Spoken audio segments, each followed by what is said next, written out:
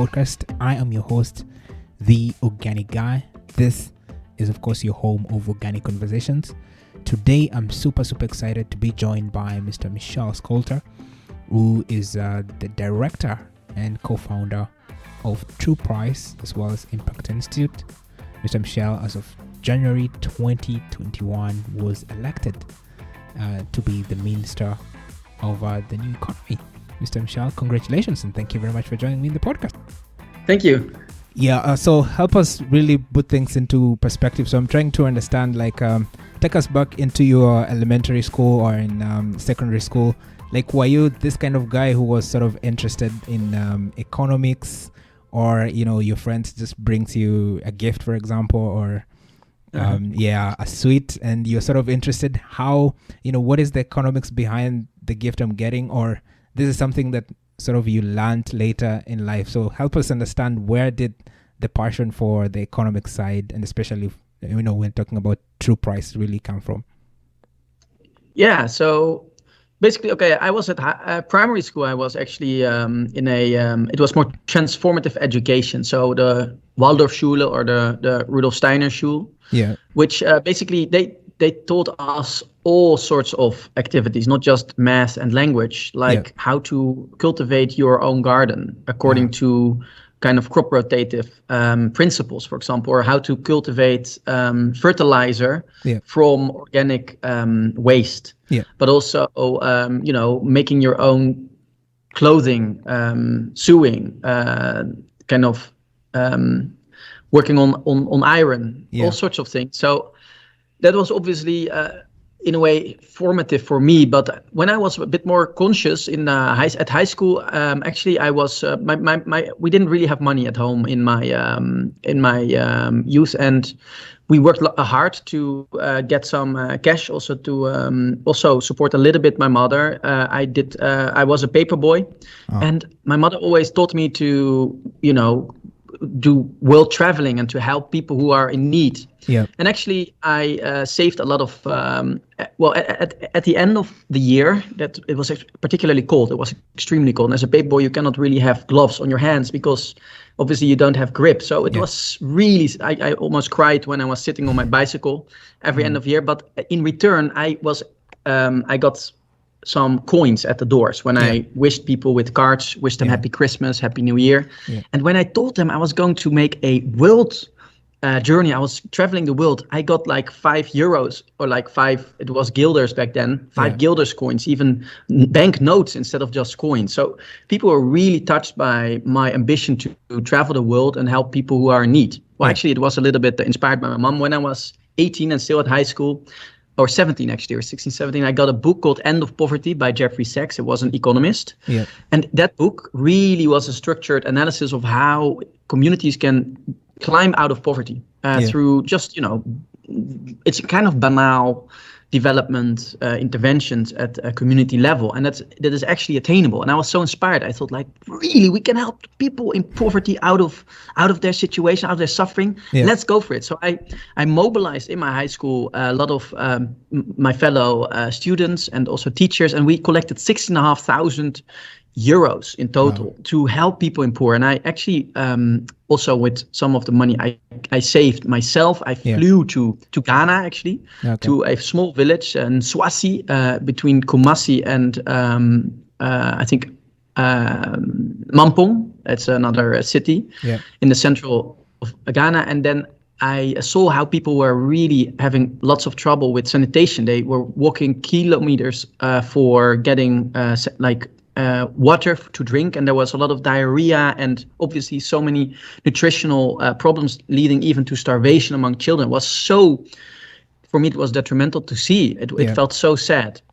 And I just couldn't get my head around. And I was luckily I had a lot of money to do something with water pumps and stuff like that. But actually, when I went to study, I realized that these farmers and these farmer communities, they they cultivated maize, they cultivated cocoa, but they did not really get a price sufficient to make a living. So they were kind of working the butt up, but staying into poverty. There was kind of no real perspective, and I felt it was a little bit sinister actually. And I felt even that I was actually a bit ashamed. I did sociology at university, and I obviously was able to, deconstruct systems and look at it from a critical perspective. And I felt like I was part of this neo-colonial, call it, it's kind of an excuse that we on the one hand have trade barriers that keep commodity producing countries poor. We have international arrangements and trade deals that keep many countries in the world in a role of dependence, making them very interchangeable, dependent on commodities. We do not let them grow industries. We do not let them make kind of relatively gross margins and net margins through kind of processing of the foods. And we kind of play this sinister competition game. It's kind of a monopoly where kind of Europe and many European countries get the beef, and those countries get the the small coins. And that's exemplary for cocoa, for coffee, for many of the kind of exotic or kind of tropical products from the angle of Europe. And I felt so betrayed because I did everything out of my idealism and to help people, and I was part of this sinister game of keeping people poor. And that was so, for me, it just, I don't know, I felt like the foundations, it kind of eroded under me. I really was struck by it. I was privileged enough to join a think tank, which included many key decision makers, former prime ministers, former, very high-ranking business professionals as well. I was one of the few non-UN youth representatives that was part of that commission, and we were giving kind of recommendation in a think tank when I was a student to kind of the Ministry of Foreign Affairs about food security and stuff. But we had at that time a populist wind, and that meant that this opportunity to bring out those sustainability visions that was very narrow, and it actually vanished because the political power wasn't very interested in kind of saving the world. So we had to think of something to kind of still be drive the sustainability agenda. It was around the Rio +20 conference I think it was 2011, 2012, but at the same time not be relying on political support. So we were in this working group. I can still remember sitting in the room, and this idea of a true price arose. The classical economic concept of externalities. Obviously, as a sociologist, you're oftentimes so puzzled so much as if something is external instead of internal, instead of intrinsic, as if it's kind of collateral damage, which obviously is never collateral. It's always deliberate, especially if you are able to identify it as an externality.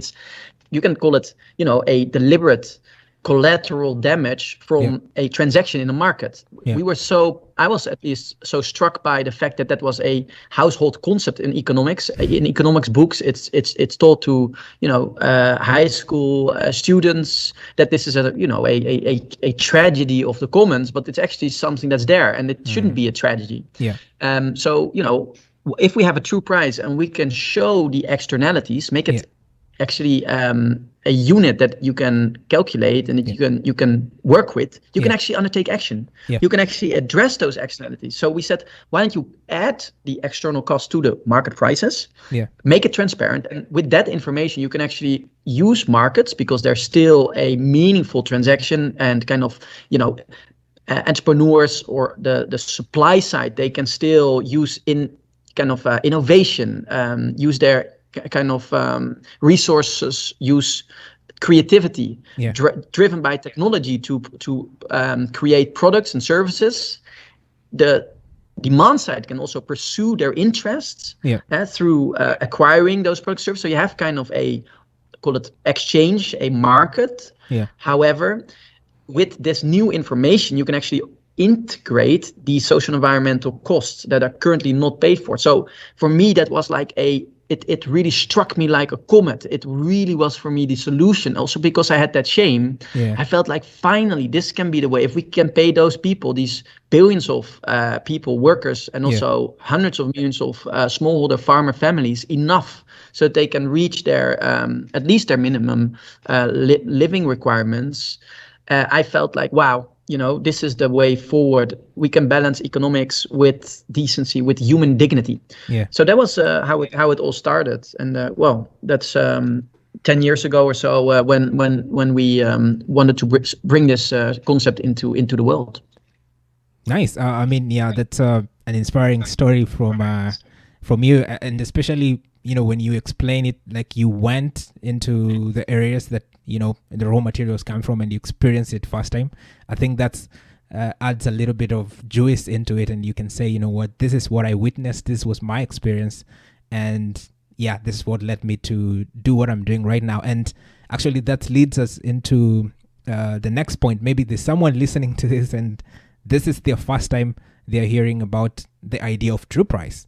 So so maybe they're wondering, wait, so you mean I have not been paying the true price? I mean, the products I buy from the supermarket. So you can sort of help us explain what actually is true price. Yeah, so a true price is the market price plus the social environmental cost in the whole value chain of a product. Yeah. Take, for example, when you use chemical fertilizer that is produced in a very intense and heated chemical process. Gas is used for that. That is super CO2. It emits a lot of CO2. Yeah. We account for that in the process of making any call it agriculture product. We account for that chemical process and the CO2 emitted. That is very harmful for the environment. We say, what does it cost to absorb this, to kind of compensate for the emission? And you have to probably build cultivate trees for that, or regenerate, or kind of the landscapes to absorb CO2. Any form of carbon sequestration is needed. That costs something. That's a price, and we add that price into the call it invoice administration. Yeah. And then we do that for all the externalities, including the social ones. So, for example, underpayment of farmers and workers. That is a very important one as well. We just look at what is needed to get a decent living, what is currently paid or earned, what is the gap, and we add that gap. And if you do that, you end up with a higher price for all of the products, for sure. There's not a single product after decades of talking about sustainability, not a single product that's actually with a true price. So, maybe a few cents more, maybe 25%, maybe doubling the price. You can do the same for health. So with lots of health, obesity, and all sorts of cardiovascular diseases from salt, sugar, and fat intake. All of those things, they add up to additional expenditures by the health administration, if or individuals that have to pay for that. We'd anticipate that, add that. Well, if you have that information, you can improve. We have a store. I'm sitting here in a True Price store in Amsterdam, but we also have a network of stores. We have now the first True Price store in the world, an actual supermarket, organic by default. So everything there is organic, but it's still not enough. Obviously, there's a lot of ecosystem services that are taken through the cultivation of that land. Water levels are lowered by the agriculture, which leads to a crop, leads to a, call it monoculture, which actually takes out the fish and destroys the aquaculture. That's another example of a frequently, call it seen externality. So all of those things, we account for that. And then we actually calculate what it requires to restore if you can, compensate if you can't restore, prevent to make sure it doesn't happen in the future, and also to penalize, to kind of create a sort of fine, because we believe this shouldn't have happened in the first place. And it's actually, retribution is an important principle here, because many people suffer, and that is oftentimes it's actually in sharp contrast with the law. For example, child labor, forced labor.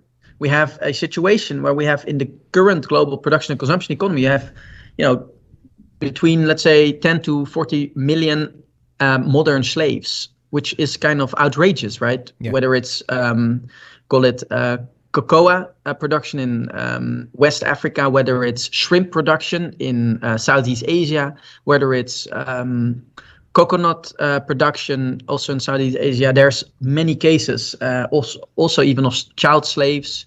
it's unheard of. And obviously, many of those modern slaves are in informal markets, also in prostitution.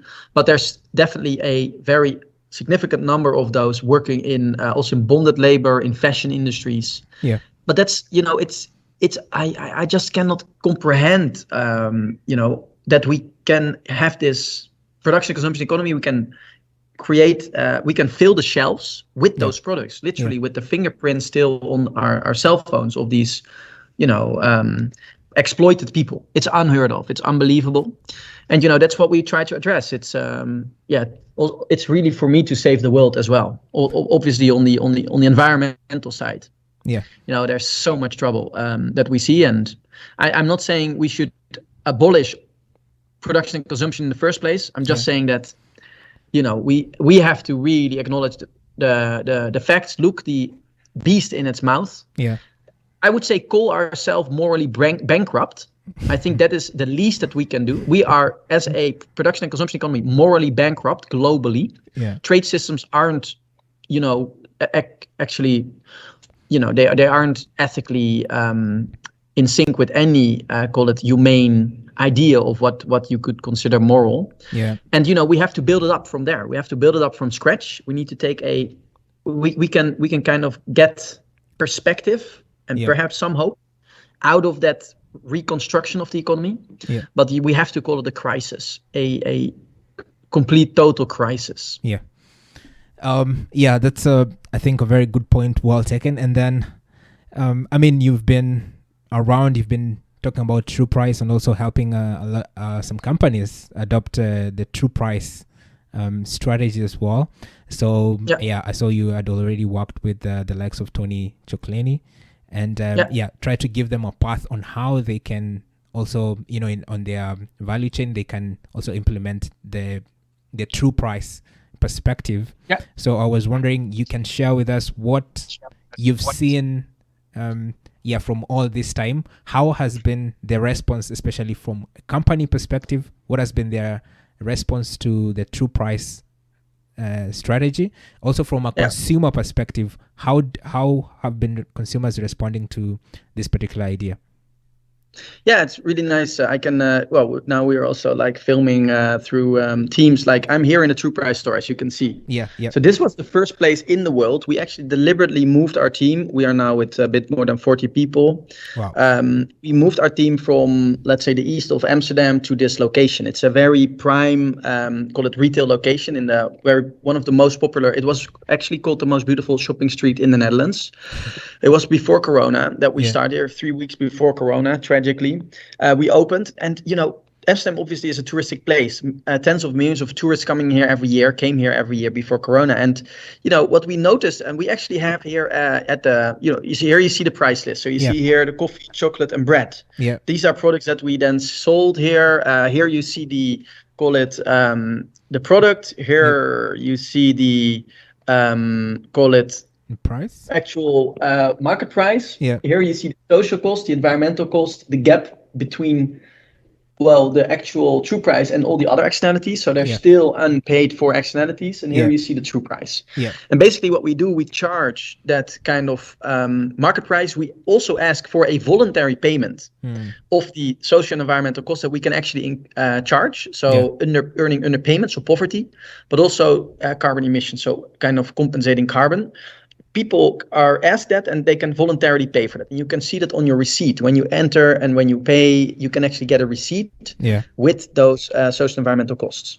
Really, of the hundreds of people who pass by, including tourists who, they didn't come here for some sort of sustainability journey. They were just craving for chocolate because they had drugs and alcohol the night before. Yeah. That's why they entered the store. Not a single one of them wasn't willing to voluntarily pay for a true price. Yeah. This was in sharp contrast with what marketeers were telling us and what they were afraid of. Product managers, category managers, retailers, they were also extremely skeptical. Professors. I can remember pitching competitions where I was bringing this story of the true price, and professors were standing up and saying, we tried this 20 years ago and it didn't work. It's technologically not possible. We had marketeers who said, this is communism. This is communist. You're dictating prices. And we had entrepreneurs who were saying, we shouldn't do it. Competition authority won't allow you to dictate prices. It's against the law. And what you see in practice is that it is technically possible, and actually consumers love it. Obviously, because you have a story. And I think that's kind of the tragedy of what you see in kind of retail, is that there's very strong intuitions about consumers, and especially in sustainability, organic, in that world. There's a lot of skepticism. No, consumers are not willing to pay. No, there's no use in communicating about it, because they will only be skeptical. They will only feel that they are squeezed out. They were not willing to pay. And at the same time, these are the same marketeers that spend millions, billions on marketing to inform consumers to buy the most crazy, like useless stuff ever. Have you seen Amazon? 80% of what you sell there is totally useless. Totally useless. Have you heard about drop shipping? That's this game of selling things for 300% of the price of what you find for that same product on Alibaba. And it's working. It's working. And these are the same marketeers who are telling us that you cannot pay, you cannot ask a few cents more, you cannot double the price, you cannot communicate, no one will believe it. It's all not true. It's rubbish. It's because they have cognitive dissonance. They feel such discomfort about the fact that their products are extremely ethically irresponsible. They feel such discomfort that they just seek a reason why it's not working besides their own call it failing. Besides their own failing. They cannot accept that it was actually possible, but they failed that taking that opportunity to actually work it out. That's what I would consider the reason why this is not kind of brought to scale. And, we've shown it. And also we've now introduced in the supermarket, the sales where we introduced it was basically what we do every Black Friday.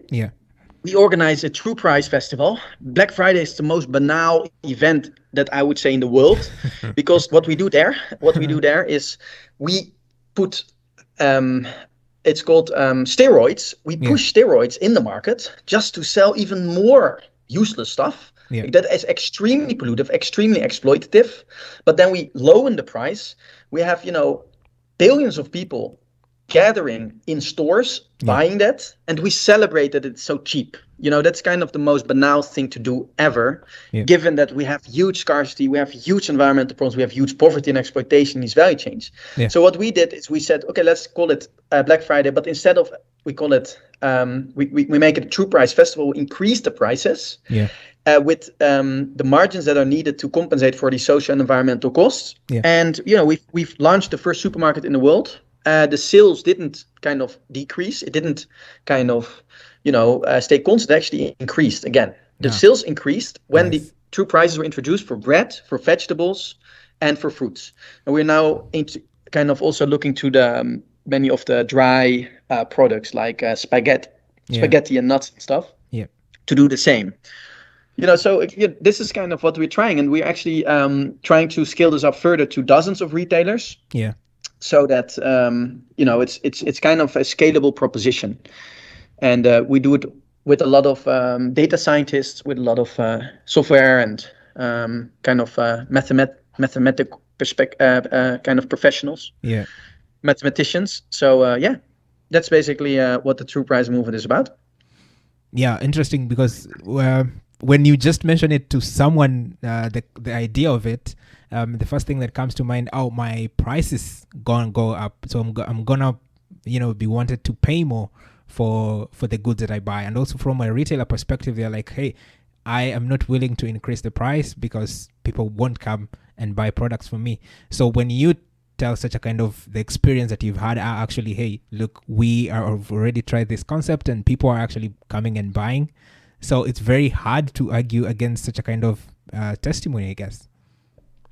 Well, to an extent, I mean, I can still argue against it, but from a completely different logic. It's more like you don't trust retailers, because what retailers do, they, on the one hand, in a way, I mean, they're not unique. Everyone is exploiting, but they are exploiting too. They are suppressing kind of smallholders in many of the kind of global value chains, not deliberately, but it's the outcome. It's kind of the banality of evil that it happens. And at the same time, they dare to, give huge dividends, hundreds of millions of dividends to their shareholders, to give like tens of millions of bonuses to their top executives, to pay themselves extremely well, to basically to bathe in money.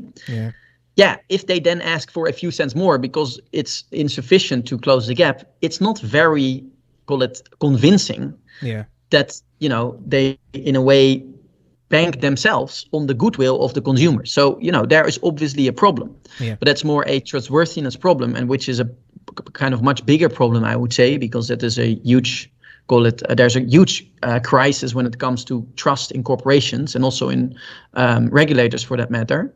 But, it has nothing to do with the willingness, the intrinsic willingness of the consumers to step up when it comes to sustainability.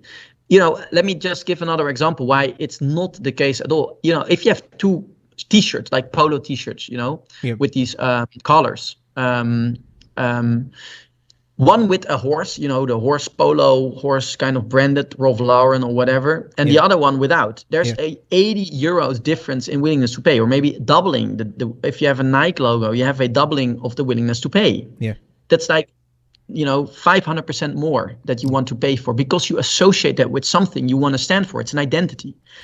I would say for between 40 to 80% of the consumers, depending on where you are, that have the means, they are obviously willing to pay for that positive identity that they get when they sign into this partnership to address challenges when it comes to environment or social or whatever kind of dimension.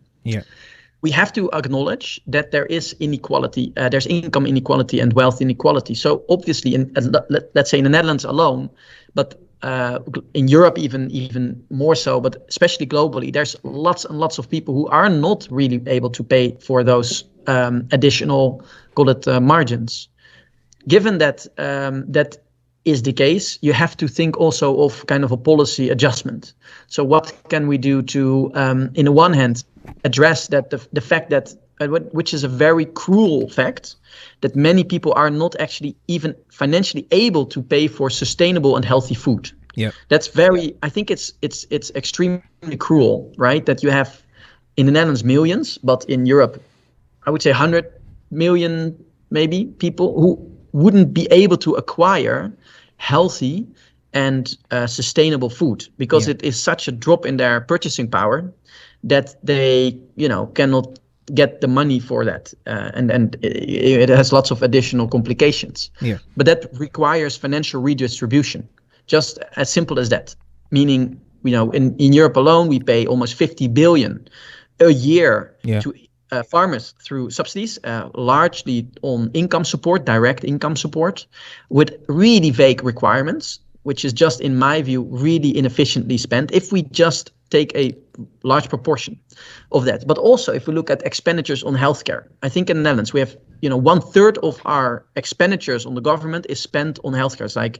I think it's like between 80 and 90 billion per year. If we take at least 1/3 of that is related to lifestyle or welfare diseases, such as cardiovascular diseases, which really relate also to the food that you consume. If we just take those expenditures, and instead of having to pay that kind of in hindsight, you can actually better spend that in making sure that there's access to healthy and sustainable food. So subsidize, in a way, these lower income groups to get access to better food. And at the same time, obviously, you have to regulate much stricter the kind of production of all sorts of food and the supply side.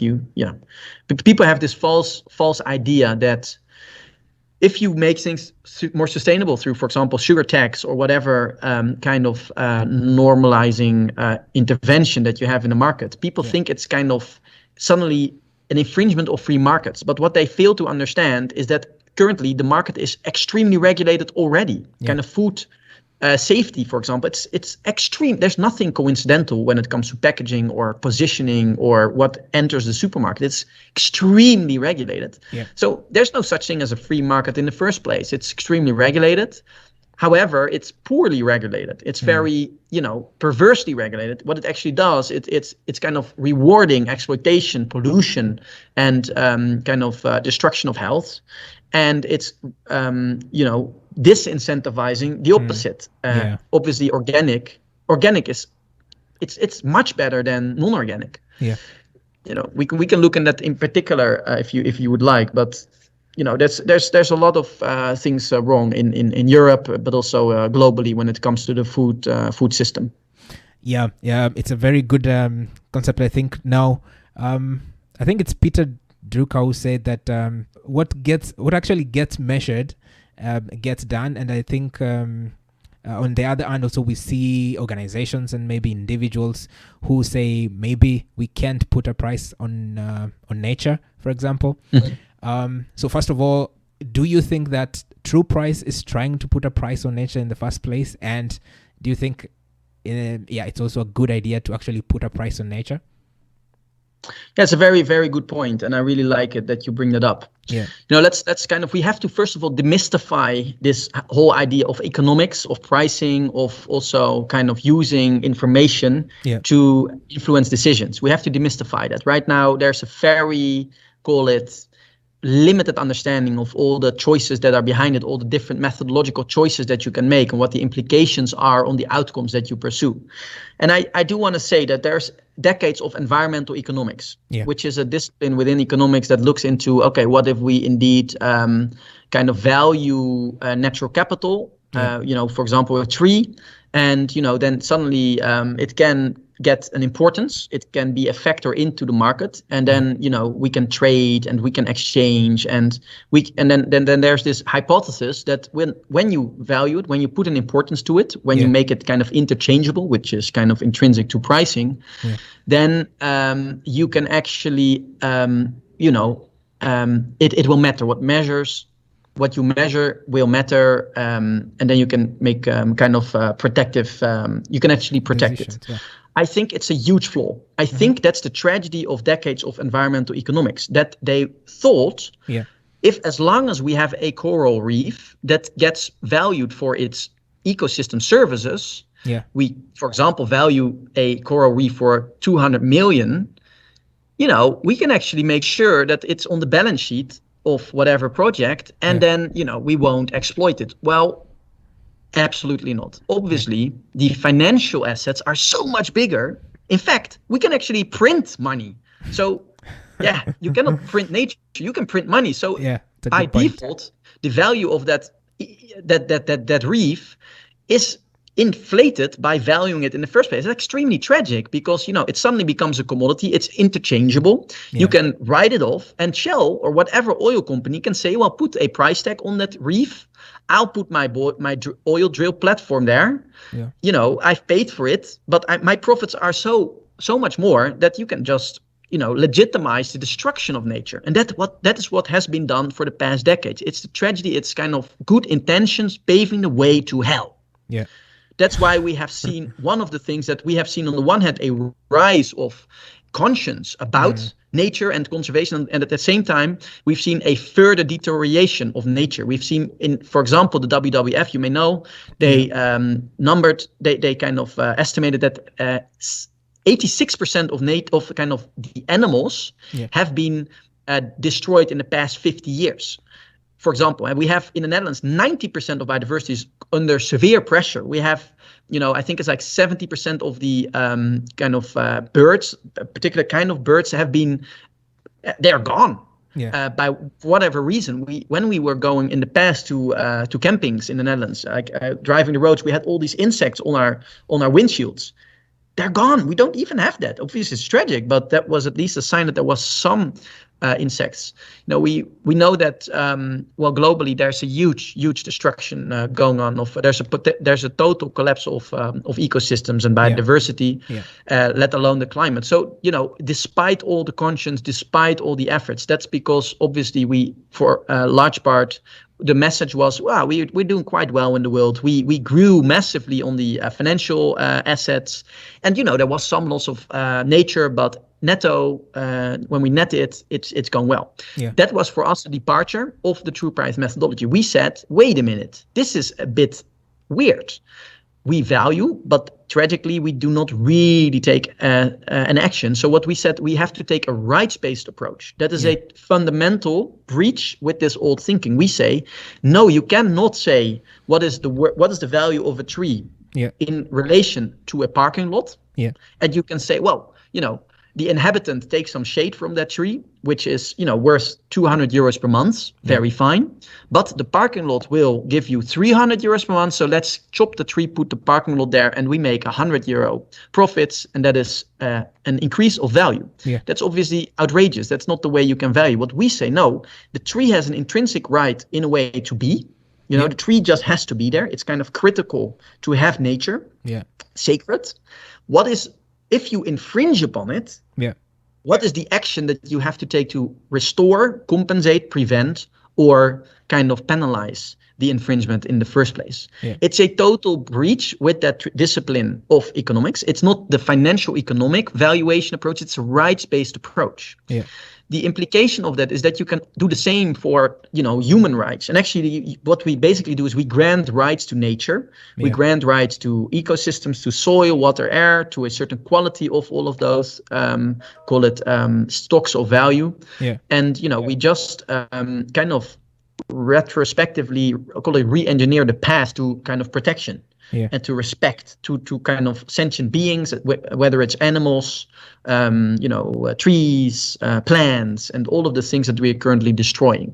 Yeah, I think that's a very valid point as well. And then just to get a close, I think it's something you also talked about. The good thing I like about you can see some of the problems that we have in the current system, and you actually offer different solutions on how we can tackle these problems. And one of the idea that I saw you picked up when we were, being elected as the Minister of the New Economy, you talked about the need to transform from the financial economy to more of an impact economy. So you can sort of tell us what is the difference, and why do you think the impact economy is sort of the best path that we can take?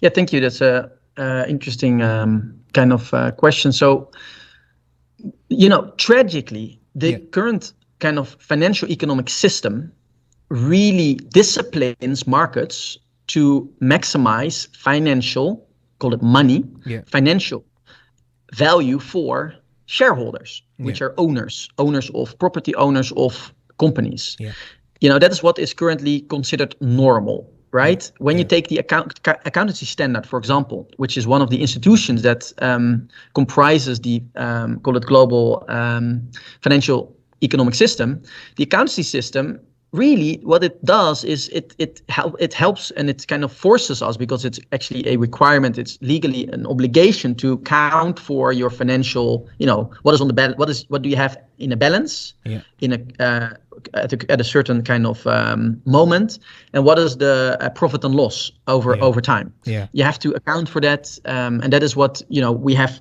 millions of professionals trained in that language. You have to disclose that in tables. Investment decisions are made by that. You have to calculate a business case, which is nothing else than, okay, to what extent do you kind of maximize optimize the financial revenue for a certain project. That is what disciplines us. And despite good intentions, despite international frameworks, whether it's SDGs or Paris Climate Agreements or circularity, this is still the dominant thing that disciplines us. And it actually is many times in contrast with these kind of very important frameworks that try to safeguard sacred things, dignity things, right things, well-being things. Yeah.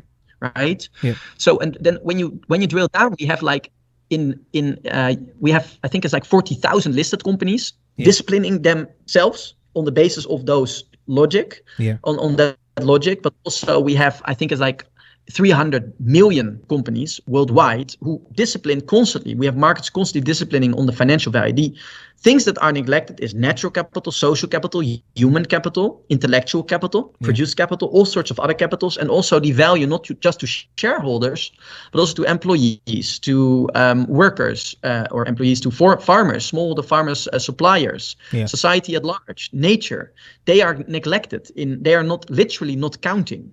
So what we say is you have to include them as well in all your decisions in the market. You have to transform accounting. You have to transform trade regulations. You have to transform fiscal policies. You have to transform, public law in which all of this is perpetuated. You have to transform monetary regulation. All these institutions need to change in order to balance markets with what the world can kind of absorb, or what the biosphere can absorb, what is kind of physically possible, and kind of creates a planet that is, well, literally, or much more kind of explicitly sustainable, that can sustain itself. So that, and then an impact economy is an economy in which work, then education, innovation, technology leads to dignity, to well-being, and to welfare. But in that order. So dignity first, well-being second, and welfare third. That's very, very well driven. Just to finish it up, I was sharing with my friend that I was about to have this conversation, and was sharing with the whole concept of true price, and one of our reaction was, I do like the idea, but I think it's too good to be true. So do you think it's actually too good to be true of an idea? And what is your final thoughts and your final message to people who think that maybe this idea is too good to be true? Well, first of all, I would be super skeptical about anything that markets propose or that is kind of market driven, since we've seen so many failed projects, and we've so much greenwashing. So I think it's fair to kind of be skeptical. At the same time, let's see. It's kind of it's for me, it's one of the only shots we've had. I think having true prices are the necessary condition for sustainability. Otherwise, it's just the same false, call it pretension that we are currently pursuing with all these schemes without true price, whether it's circularity, whether it's even organic. It's not there yet. Let's face it. There's a lot of externalities still, and we need to kind of take a more transformative approach, more regenerative approach. Now, why do I think it's not too good to be true? Simply because it has markets in itself, cleaning soil, cleaning air, cleaning water, restoring, paying people fair wages, living income, getting forced labor out of value chains. There are actors needed, there are organizations needed that can kind of get some revenue from those activities, which is integral to kind of what companies account for then, and they can charge that. Consumers pay their part, so it does make sense. We have kind of cases that show that this can work, but it starts also with a fundamental understanding. What I said, we have to demystify prices. We have to understand markets much more fundamental, and we shouldn't kind of objectify it. And we really have to get ownership of the methodology. It needs to be open source. It needs to be taught to children at basic, like primary education, secondary education at universities. And then we have a total shift in culture. And then I think that can actually be true. But I like it. Too good to be true prices. Interesting. But the whole point is that we have to start somewhere, and I'm glad at least you are in the charge. You're in the lead of bringing something different, something that a lot of consumers can actually want to be part of. As you've proven, people are coming to the store. Companies want to be involved in such a kind of a project. So it looks very, very good moving forward. So thank you. So for me, it's a great thank you for creating time to have this particular conversation. It was such a pleasure, and I'm sure a lot of people will find this conversation of great use. And I'm sure they've picked a lot of ideas that they probably didn't know before they listened to this particular podcast. Thank you so much for this wonderful opportunity. Definitely make a point of visiting when I'm in Amsterdam, when you have to. Everything opens up, and then I'll see you then.